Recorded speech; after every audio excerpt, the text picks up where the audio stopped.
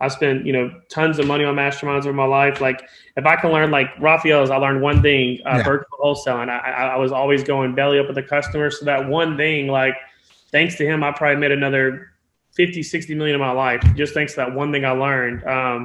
KPIs, that was a Carlos Reyes. And then, I mean, like the KPI is a big thing. I tracked my data, but I didn't track it as far as them. Hey guys, before we start, drop a like, follow, and subscribe. Coming in hard. Welcome to CEO Confessionals, business talk for entrepreneurs, real estate wholesalers, investors, and lenders. From beginners to rising starts to moguls. This is CEO Confessionals with Thomas Heil. CEOs confessing their highs and lows, telling you what it takes to be on top. Hey guys, welcome to CEO Confessionals. I'm Thomas Joseph. Today's guest is James Jones from National Home Buyers. James, it was a pleasure having you on the show, man. I definitely appreciate it. Appreciate you having me. So one thing I want to tell you, man, the first time I met you was in Tampa, and I clearly remember this event. We were at a club, and I was at the club, and I was trying to get an Uber ride home, and my phone died.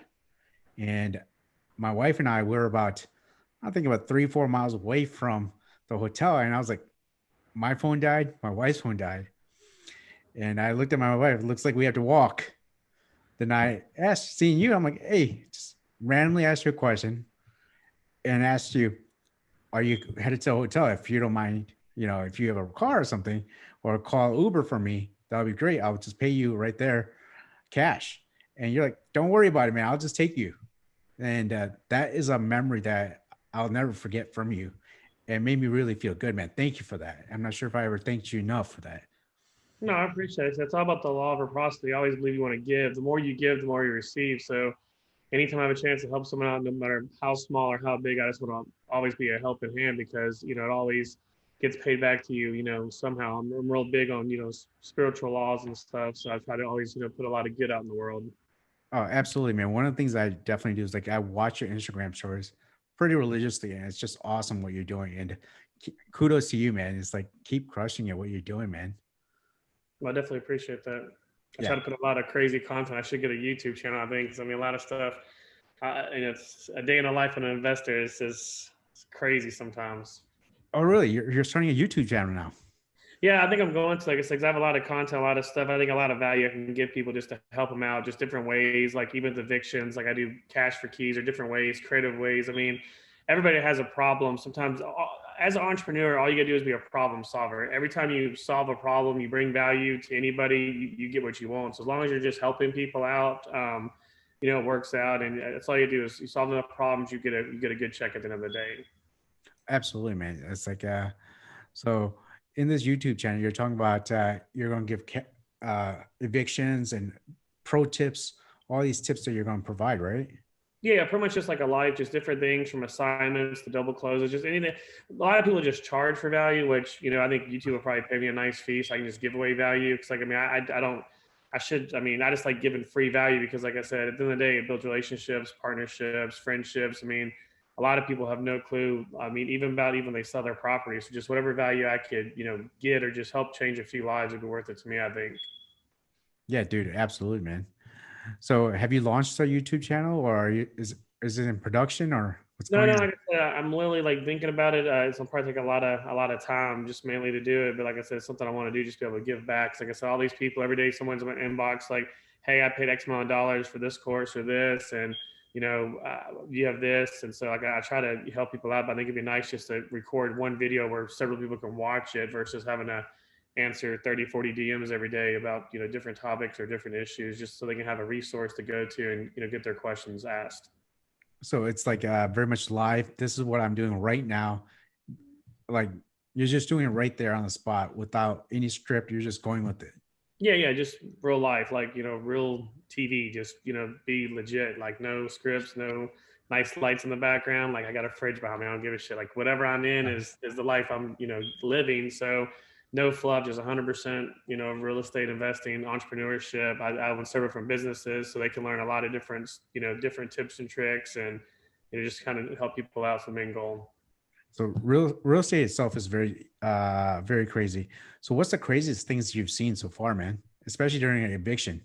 Yeah, I mean, like, it's so crazy. I mean, standoff with, good people with guns, shots fired. I mean, you'd be surprised because, like I said, when people are like, I don't go the whole process server route no more. I try to do it myself, where it's more nice, where it's a nice Uh-huh. transfer of ownership. But like I said, just different tricks. Like I said, some people want to be stubborn. I just get the utility switch to my name. I cut their lights off. Like, I play hardball too. I try to work with them. I mean, most of these houses own for cash. So as long as they're paying me something, I'm cool with that. But when they don't pay or don't contact, I just, serve them a simple piece of paper, notify them that, hey, listen, you have 3 days to respond. If not, I'm changing the locks. And at that point, you'll be criminal trespassing. And, I'd go out the process and just get them out and change the locks. Sometimes people get mad. Sometimes they try to sue, but usually I have all my paperwork in line where I've, tried to contact them several times, try to serve them, and they didn't respond. So it's not really my problem. Wow. Wow. Okay. So everyone knows you as the real estate guru. So with that, what does something that people don't know about you? Something people don't know about me. So real estate's tough. I think I think I make it look really, really easy, but like I said, probably 15 days out of the month, I'm like, forget this. I want to do something else because it's very stressful, time consuming. There's a lot of, big checks. There's a lot of big deals that get lost. There's a lot of craziness, especially with the business my side. There's a lot of, snakes in this game, a lot of new wholesalers who take deals, a lot of just issues you have to fight on a daily basis. That just gets very frustrating. It's a lot of, time that it involves in it. But yeah, just the frustration that comes with the business. I mean, like I said, I try to, explain a lot of my wins, but most people don't ever talk about their losses. So there's all times you lose deals. Lost a deal in Phoenix a few weeks back, almost 150 grand would have made, but another wholesaler went out there trying to help the guy, asked him to go get the contract for me, but instead he just decided to take the deal himself, which that's my fault. But once again, I was talking to this kid for a few months. And he was a pretty cool kid, and I was trying to help him out. And I knew to get a JV agreement, but I just said, I try to trust people. That's probably one downside of mine, is always trying to be real trustworthy. So it's just like all the negative factors, I'd say, in real estate. Oh, absolutely, man. The thing is, like, everyone, like myself, I'm very trusting, and I'm sure you are as well. And with that, you expect people to behave how you are. And it's crazy. Like, it just baffles you sometimes. Like, dude, I trust you with this, but yet you're not willing to do the same. So when was the time when someone reached your trust where it was like, okay, man, this is the last straw, broke the camel's back. What's going on?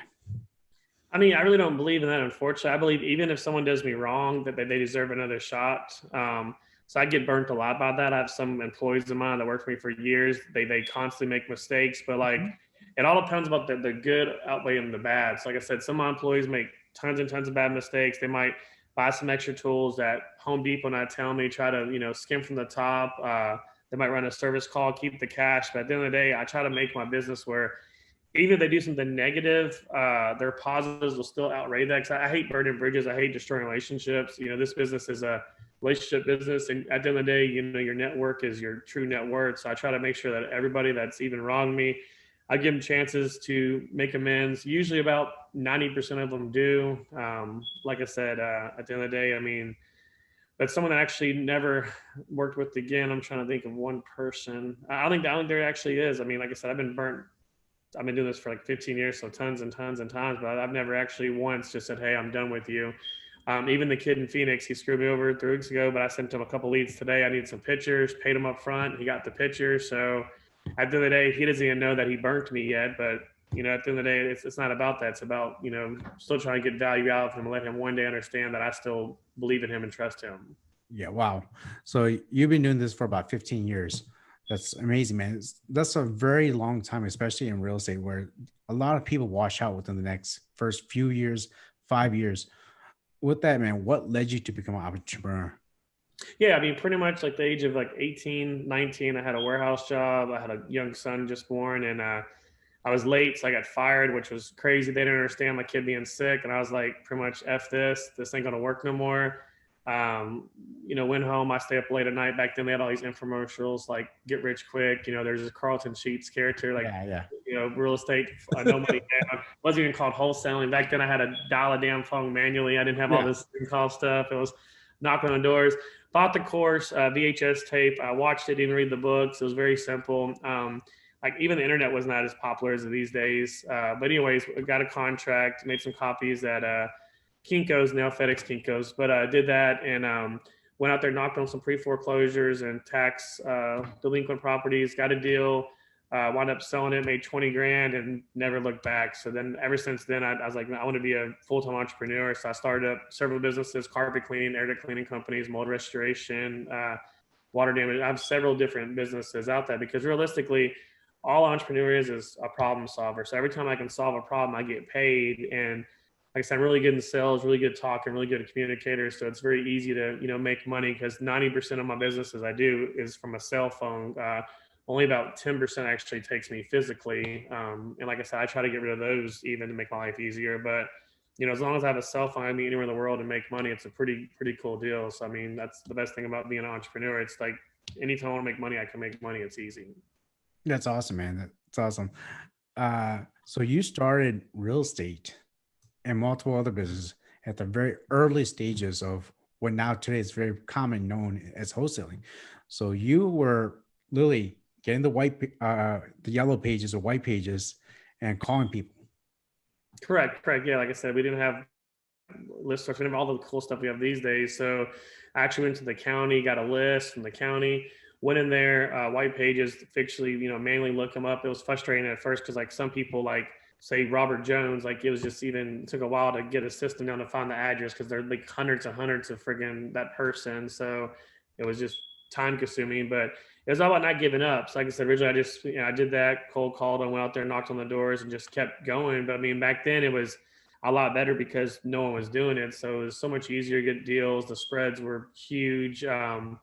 But these days, unfortunately, a lot of wholesalers are new. They buy a course, they go out there and they think they lock up deals and they give the business, a bad name, which kind of sucks for guys like me. But, at the end of the day, it's all about just doing the same process. Just these days, it's just so much easier to actually make a business, scale it, because you can do it virtually, especially with COVID. People just, you can just, everything's virtual and you guys to their house. They send me pictures. It's even easier to make money than it was even 18, 19 months ago. It keeps on getting easier.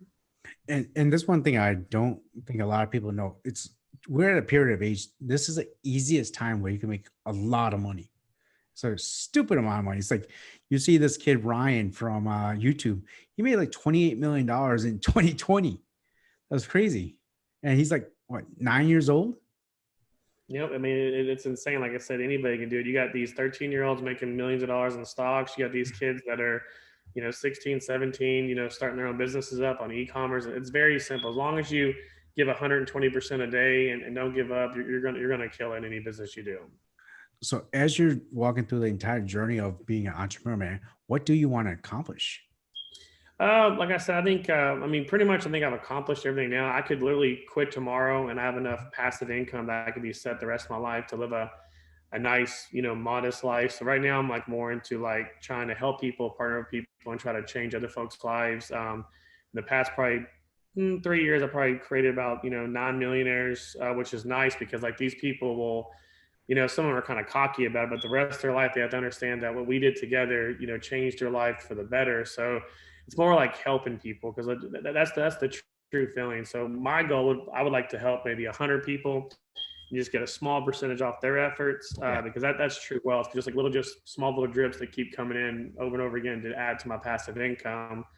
But I think I'm pretty set. Like I said, I was able to retire at the age of once already, but unfortunately my type of loans, I had a bank that called my loans, which kind of made me depressed. I took like 3 years loss. I went from like 590 houses down to about zero in a matter of 6 months because type of mortgages I had were called. So I did that like 07, 08, gained a bunch of weight, almost like 120 pounds, took off for like 4 years, just lived off my savings. And then I got back into it. But that's the best thing about a business too, is you're able to, anytime you want to, you can literally pick up the skill set and just start again. And, nothing can really, stop you if you're a true entrepreneur. Okay. So what do you really enjoy about being an entrepreneur, man? You mentioned like you left a job that was giving you hardship because of your son. What do you enjoy the most about this? Yeah, I think the freedom. So like, now like I travel to Nashville like twice a month, but besides that, like my whole day, I can be here every day. I ain't got to do nothing. I can here's my son, he ain't got to go to daycare. I can put him to sleep, feed him. It's just all those freedoms. I get to take my other kids to school, pick them up. I mean, they ain't got to do all the basic, 9 to 5 dads, they're pretty much, a rat in a ball, running around doing the same stuff. And the problem about that, even if you're winning the rat race, you're still a rat. So my life is like, I could get on the field trips. I can do this. I can do whatever I want. Like I can control my 24 hours. If I want to go to the gym at 8, I can do that. If I want to go to midnight, I can do it. If I want to stay up all night and watch the whole season of Walking Dead, I can do that. Like I control my time. And like I said, to me, a lot of people focus on like money and all these nice shiny objects, like these cars and stuff, which all that stuff is nice too. I got that. But the time is the actually true value of being an entrepreneur, because you get to control your time. Like, I have partners, I have employees in place that run my businesses. I know no matter what, I'm still going to generate income those days. So I'm great. I just got to make sure I'm here from support, send a few emails, pay a few bills, and just make sure any questions they need get answered. And like I said, I mean, that's just it. Is like, pretty much true financial freedom is a freedom of your time, because you always can make more money, but unfortunately everybody's going to die. Like you're on a ticking time clock. So like I said, most parents get, 2 to 3 hours, maybe a week with their kids, maybe an hour a day if they try their hardest. With me, I get, my little one, 8, 9 hours, 10 hours a day. Older ones, I get 5 or 6 hours. I can get to go lunch, take them on mini vacations, just do pretty much whatever I want, whenever I want. So that's like the best thing in my opinion, I think. Yeah, I think I remember talking to you a while ago, and you mentioned when you went to the event in Tampa, it really changed your perspective. And I know since then, you opened up multiple markets at a rapid rate, more than anyone else that I know. How are you able to do that at such a rapid rate?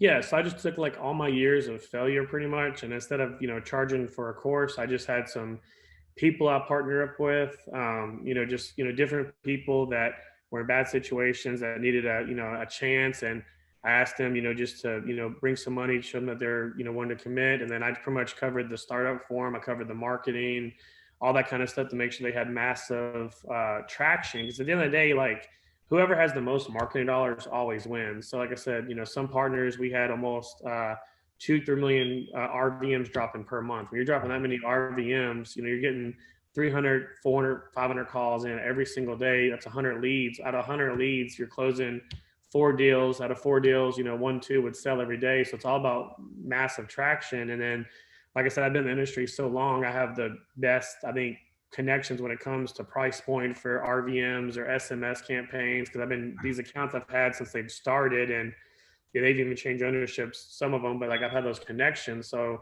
and plus like marketing, so like my data I get, like I have connections with vendors that I'm grandfathered in, where I can get a whole list for the whole entire country for less than $600, while other people are having to pay 3 cents for a lead. I can get the whole state of Texas for less than $200. And the skip trace that I get is 100% accurate, because it's comes from the actual credit bureau, so it's just easy. So me being a dinosaur in there just has all those cost advantages. So all they have to do is literally get an office, hire some people, build the dream, have them answering the things, calls, inputting the leads, and just having closers close it. So we went from one store in Memphis to, I think we had 8 locations within a matter of probably 2 months, and Wow. we had at one time over 450 employees. But then I hated that shit, because then I was like an employee, a slave to my business. I was on the phone constantly. Hello, how you doing? You need help here? Or on Zoom calls every night. And so I just hated that, because I was making a lot more money, but then I don't have time. And like the reason why I do this is because I want time. Like, why the hell am I, I was doing a Zoom call every single night. I had different employees I was training,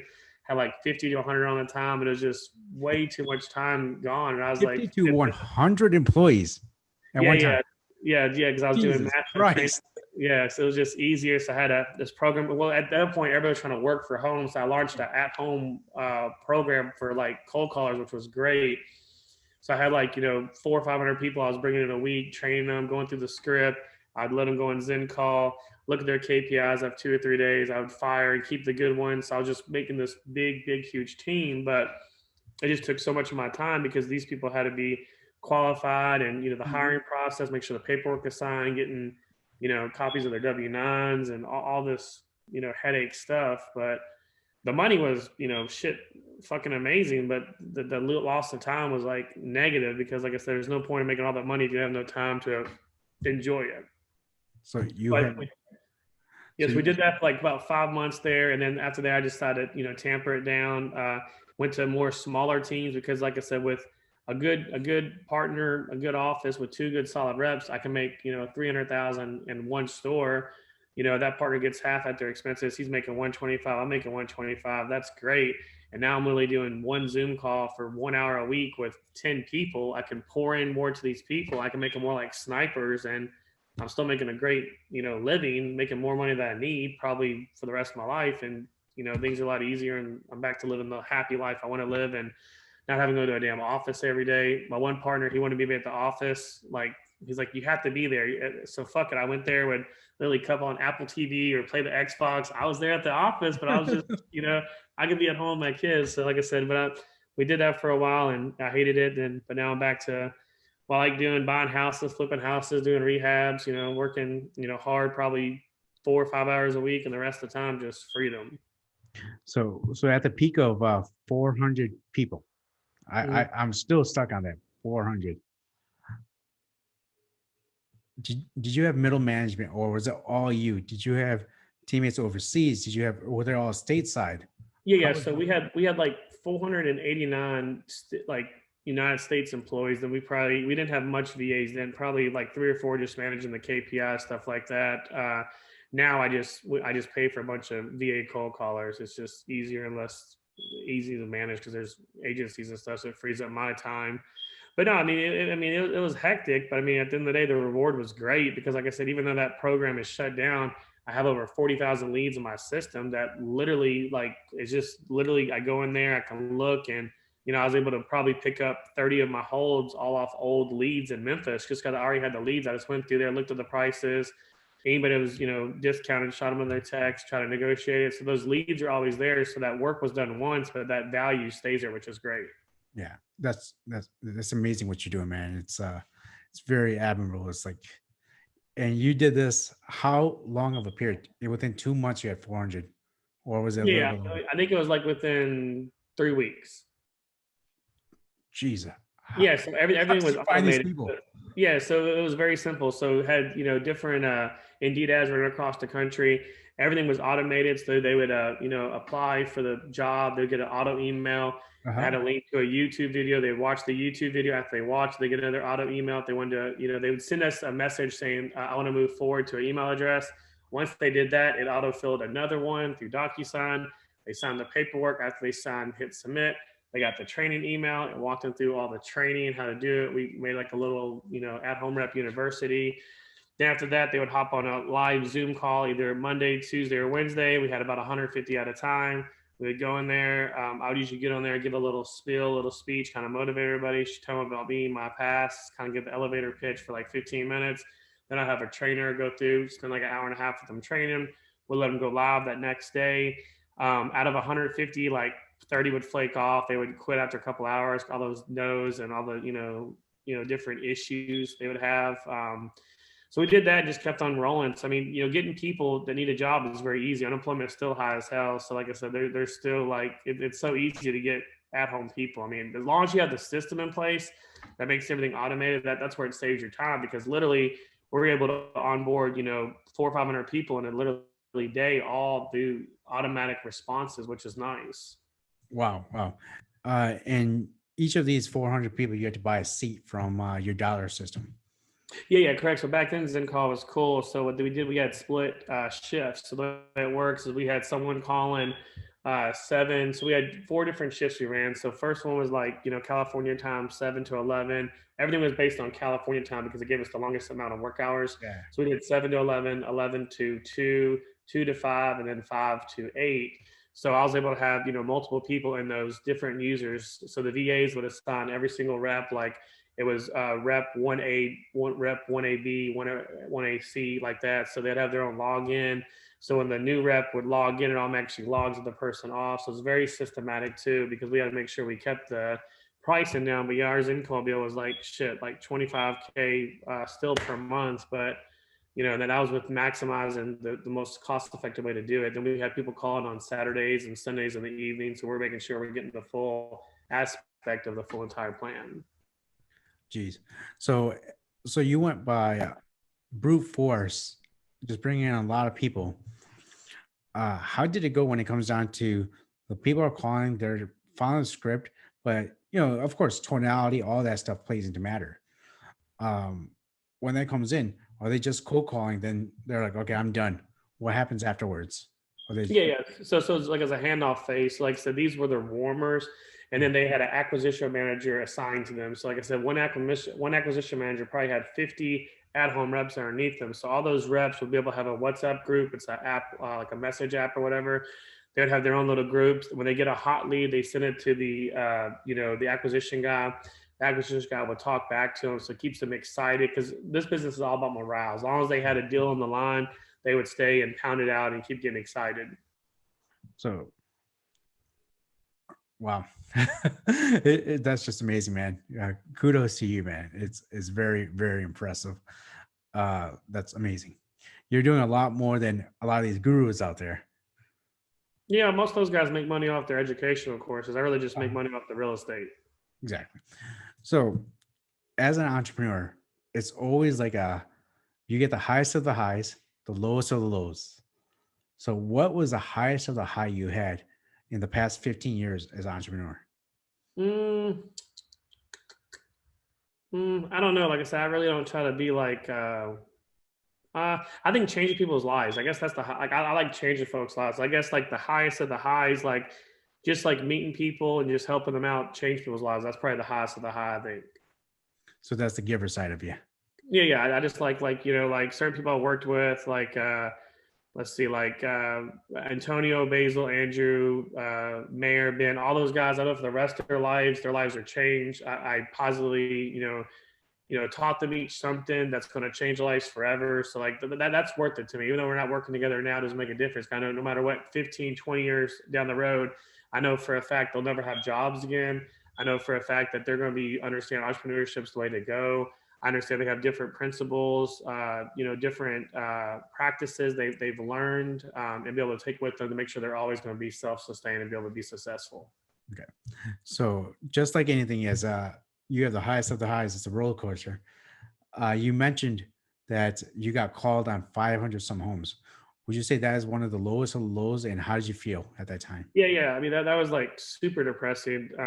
So like, I had fucked up thinking back then because I was trying to sell all my shitty assets to keep like the better assets, but I should have sold all the better assets to keep the good ones because now I love the hood. The hood always pays. Like in a recession or whatever, like the hood, like it's easier for them to make like $600 a month to pay me versus someone that's going to need 2,200. So I had a bunch of nicer houses in Class B areas, A areas. Rents was $2,200, $3,000 per month. Well, when this mortgage crap happened, I mean you're old enough, so you know that. So when that stuff happened, like all those jobs were the ones that got cut first, and those people were smarter. They know about the eviction process. They know how to file bankruptcy. So those guys are just being a thorn in my side. Luckily when like the banks called it, one of the mortgages actually went out of business. I still have about 60 houses now that I still collect rent on, and like no one's took them away yet. It's just I don't know what the hell happened to the mortgage company, but it's insane. So it's just like free properties. But like I said, yeah, that was definitely a low point there.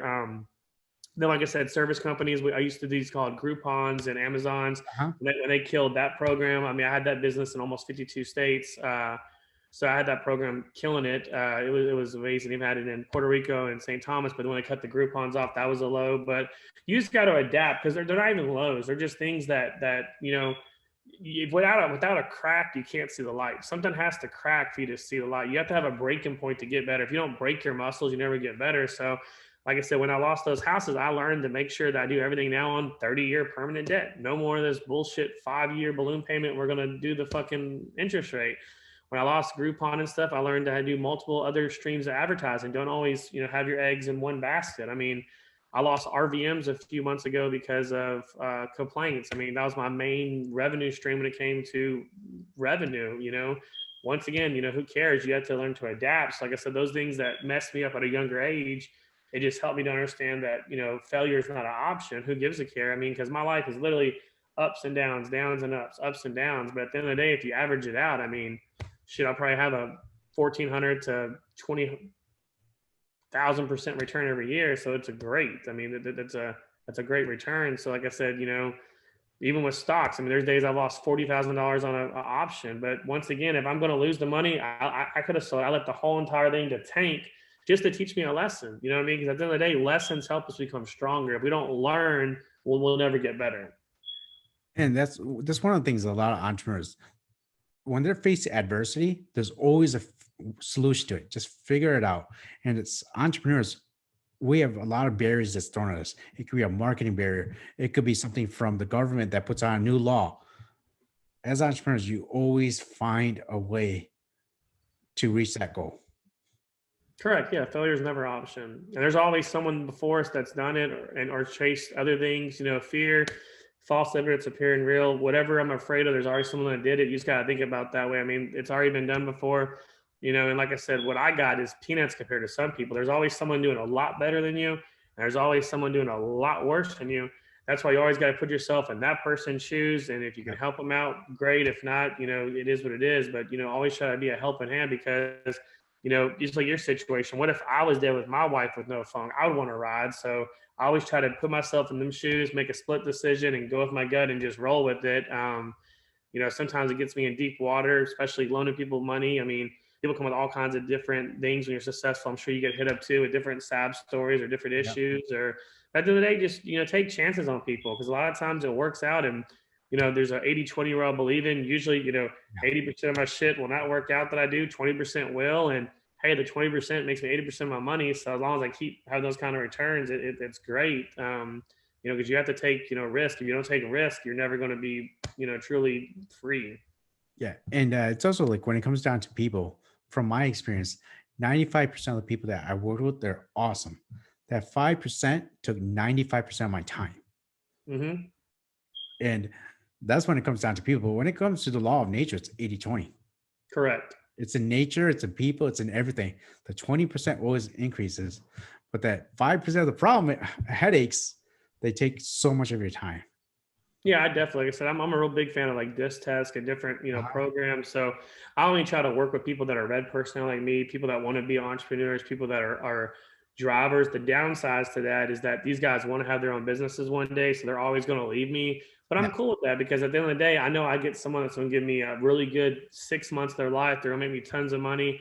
I'm going to give them value. But at the end of the day, you have to realize like these guys they're wired differently. But those kind of guys, they don't need a lot. They just need you to build them up. Because I mean, motivation is like taking a bath. You have to do it daily. If you're not motivating yourself daily or writing down your goals, it's going to be hard to reach them because you're just like a ship just wandering out there in the ocean. So as long as you take those guys in, give them targets, teach them how to do it, I mean, they're going to make a great return for you. And at the same time, you're giving them a great return. You're teaching them how to mold their lives for the next, you know, 20, 30 years of their lives. Yeah. Someone told me they were attending a mastermind and they actually got a quantifiable time when it comes to the real estate wholesaling acquisition manager. This person's been in business for like 10 plus years. And they said an average acquisition manager stays around anywhere between 2.5 to about 4 months. And within that period, they're anticipating at least get 3 or 4 deals per month out of them. Would you say that's average with the amount of people you had? I can tell you the exact number. Hang on. So I'm really big on KPIs. Okay.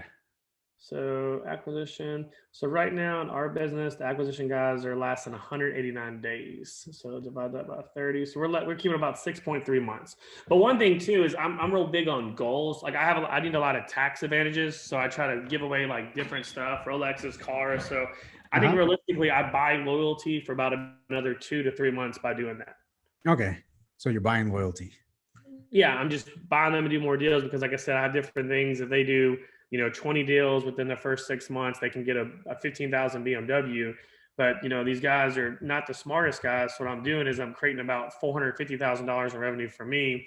I pay them 10%. So I'm giving them 45 grand. So the car is like 15 grand. Well, it's a choice. They get the car, they get a $10,000 check.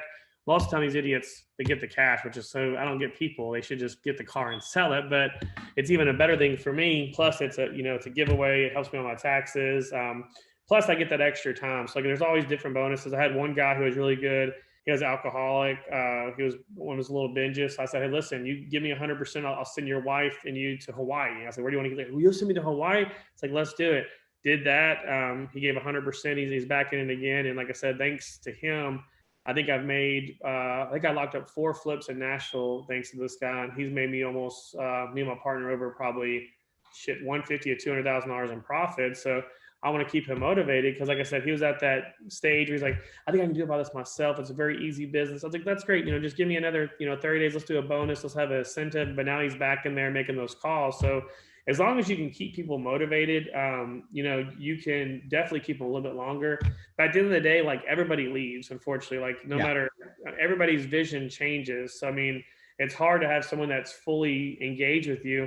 And then when people leave, let them leave. Like, it's fine. Talk to them, have a conversation. All right, well, I think this is fair. They'll say this is fair, and just let them, let them separate, because any partner can be bought out. Any employee can be give away, a incentive bonus to leave. I mean, you want to make sure you keep that relationship, because you have no clue who that person's going to be 10, 15 years down the road. A guy that I loaned and helped out when I was 20, he was 16, but now he's actually one of my hard money lenders. His grandmother passed away, and luckily they left a legacy. They were kind of smart. They did stuff, so he was able to borrow on her policy and get almost $800,000. So now he's letting me use that money because I helped him out at a low point in his life. So as long as you keep these relationships and try to, make sure that you're staying in contact and keeping that person in your network. I mean, one day that person will be great, because these acquisition reps now in 10 years, they can be doctors, physicians. You have no clue what kind of impact you're playing on them as a role model, as a mentor. So it's best to try to keep that relationship as positive as possible. So whenever that needs something in the future, they can help you out. I got guys that are now attorneys that help me out, that do documents for me all the time for free. I got guys that are, a chiropractor hooks me up. So it's all about those relationships, because these guys worked at a younger age. Because a lot of times my reps are usually 18 to 20 of these young guys, and unfortunately find out if they don't like entrepreneurship at a young age, but they still have the ability to do some other stuff. They go to college, they go off to different, career paths, then come back and actually kind of, still give value to me, and I give value to them. That's awesome, man. So you're building a big legacy that's behind you, that's going to be there, because these 18, 19, 20-year-olds, they're still at the phase of trying to figure things out. You're providing them skills that they could carry on the rest of their life.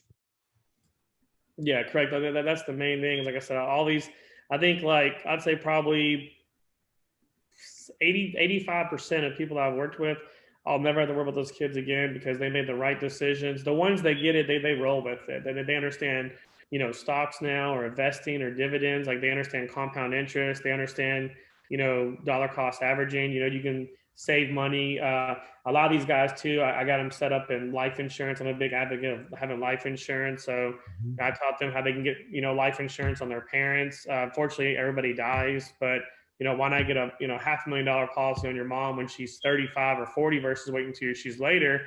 It's going to cost them $200 a month, but they're building cash. And, when they get 65 and their mom is, old, wants to retire, they can actually take that money out and give it to their mom to live off of. So there's a lot of different strategies you do to make sure that you set your loved ones up with a good career path in the future. And what's crazy, a lot of people are not taught these things. They're not taught the importance of, credit. So a lot of guys, I usually throw them my credit cards to help get their credit score up, about to buy a car, because, a couple good trade lines of 25,000, 50,000 can get their score jump 80 points. Now they're getting a better interest rate. And like I said, all that value you give someone, they'll eventually one day have to give it back to you, because you did something for them. They feel like they owe you. So, a lot of times the stuff that I get, I think my return for what I did for them is way worth more than I did for them at the time I did it. So, I just love giving value, because eventually it all comes back, no matter how small or how big the value is. As long as you're pouring value into people, they feel like they owe you. So one day it comes back, and usually my return, I'd say, is probably on average maybe 7 times greater than I give. Absolutely. So, James, you have a lot of knowledge, a lot of insight. With that, who do you look for advice or mentorship? Because just like anything, when people say they're self-made, I don't believe it. There's someone in their life that pushed them, advised them, or put them in a direction. Who do you look for advice or mentorship? Well, unfortunately, I think I'm pretty much self-made. Back then, I didn't have options to actually buy mentorships, but I try to look at everybody. I don't care who it is, like anybody. I do tons of masterminds. I try them all. I spend, tons of money on masterminds over my life. Like if I can learn, like Raphael's, I learned one thing, Yeah. virtual wholesaling. I was always going belly up with the customer. So that one thing, like, thanks to him, I probably made another 50, 60 million in my life, just thanks to that one thing I learned. KPIs, that was a Carlos Reyes. And then, I mean, like the KPI is a big thing. I tracked my data, but I didn't track it as far as them. So I try to learn from everybody. Even like Jacob, the little kid, little 18-year-old, he puts car salesman ads to get his acquisition rates. I tried that. So I try to learn from everybody. I never want to be the smartest person in the room. I want to learn from everybody and anybody, because as long as I'm learning, I'm getting better. If I think I know it all, then I obviously don't know it all, because it's impossible. So I try to learn from everybody. I mean, anything I get, different people on my Instagram, I try to just follow all entrepreneurs, different things that motivate me. And I try to, listen to a lot of podcasts, read tons of books. Anytime I see, anybody that's, I look up to, even like you, a book you read, anybody, like I look up to everybody, because I never want to put myself on a pedestal. I want to look up to people. So like different books people recommend, I read those. I try to get value on everybody I follow. I try to at least get some kind of value. I have a chart in my office where I like had the person's name down and what I learned from that person, or kind of books. Because at the end of the day, everybody can give you value if you actually take it in, but you have to have a good open heart to understand, like, listen, I might be doing something wrong. So you just got to take that value in and, kind of look for them. And like I said, I mean, I don't think I've never lost on anything I did when it came to a mentorship, because like I said, all that stuff, as long as you learn one thing, that one thing can, 10 times your life, from like going to Grant Cardone stuff to, going to Tony Robbins stuff to, people in California. I don't remember that mastermind, like the Billionaire Club. It was like Kid Closers Group or whatever, like that thing. Like I go to all these different groups, because at the end of the day, you're always going to learn something, or hear like a story from one of those speakers that's going to connect with you and help you understand something, different, and get better in your life. So with this, who is the most, you've been to a lot of events, you've been to a lot of masterminds, you attended a lot of things in entrepreneurship. Is there anyone that really stuck out in your network that is very important to your journey? Somebody stuck out.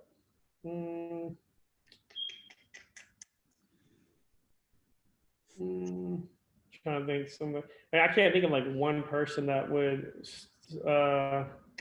stuck out. I'd probably say one person. I'm trying to think. I'll find something in a second. I'm trying to go with everybody. Okay, I don't remember his name off, but the little short guy. What's his name? Been in the game for like 15, 20 years.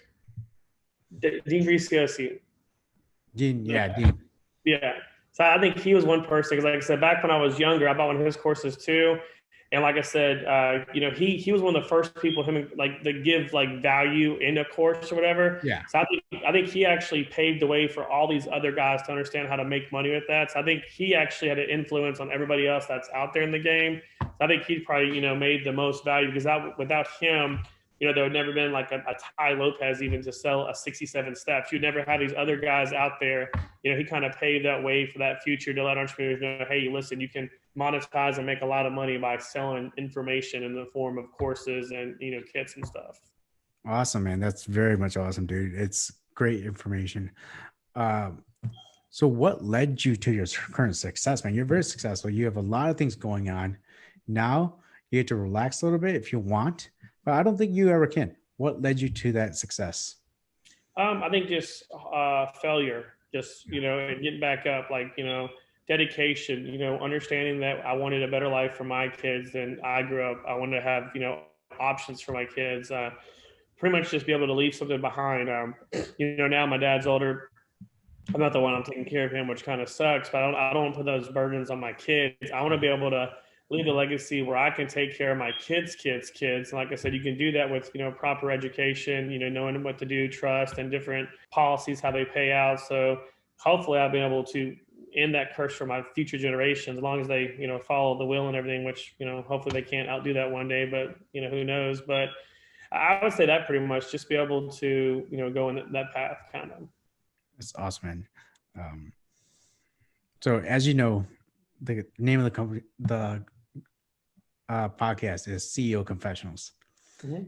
Is there a confession that you want to say? Confession.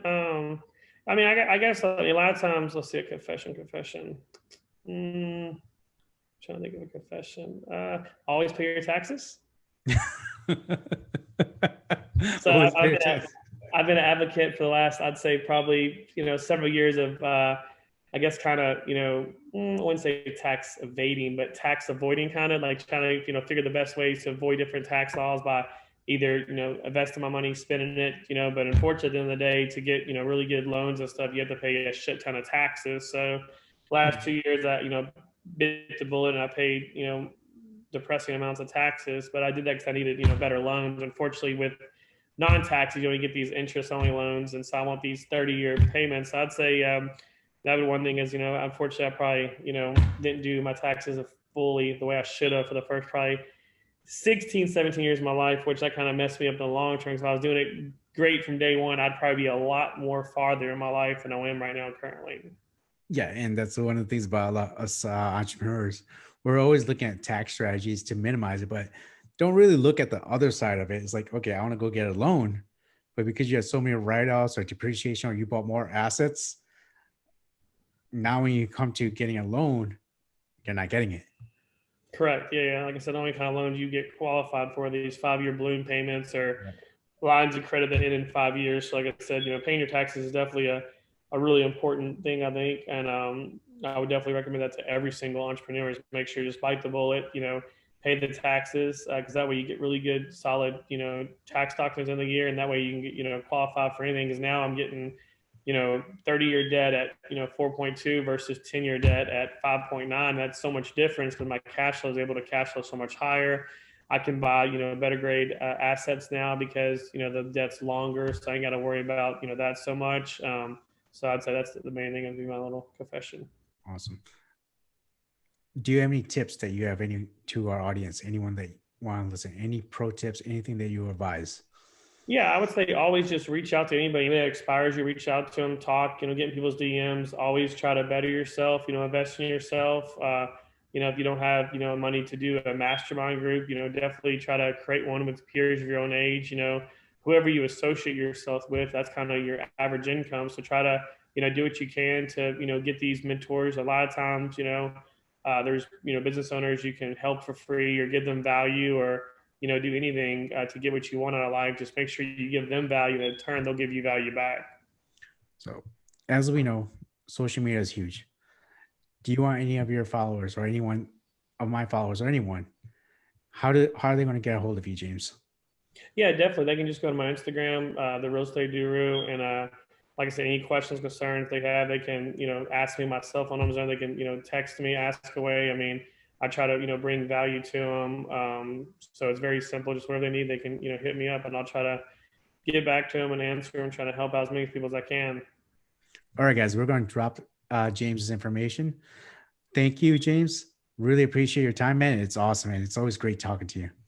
Yes, sir. Sounds good. Thank you so much. All right. All right, guys. Have a wonderful day.